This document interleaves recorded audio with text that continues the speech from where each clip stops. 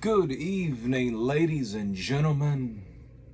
As you can see, the championship, the crown that sits over the shoulder of its champion, standing on the top of the mountain, has returned.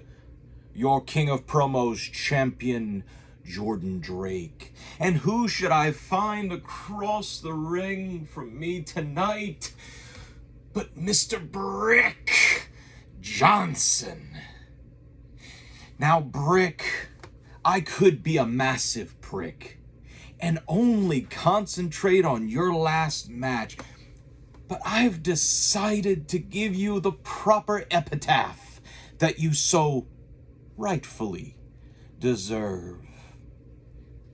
Let's start out with your two-time Inferno Championship wins.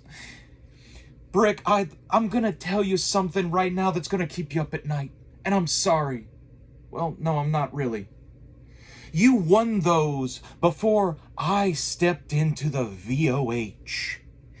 Could you imagine how history would have been different if I had just come 6 months earlier and been one of the founders with yourself? Founder.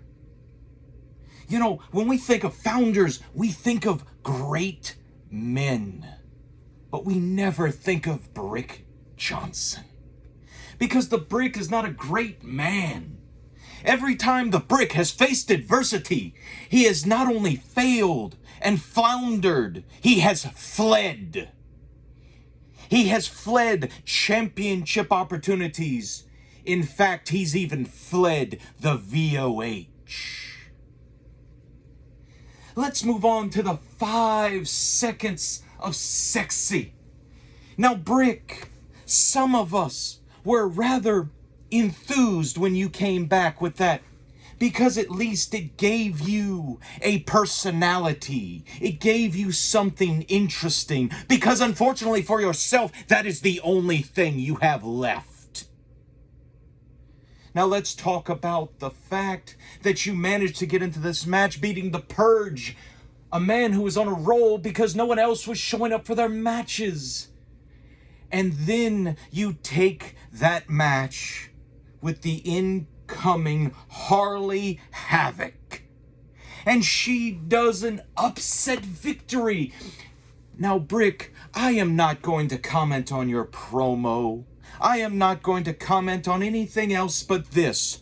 You allowed an in-the-door rookie to beat the number 1 contender. That is unforgivable.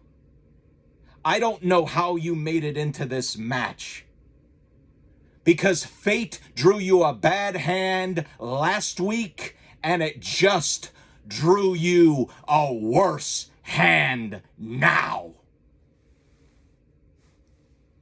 Good evening, ladies and gentlemen.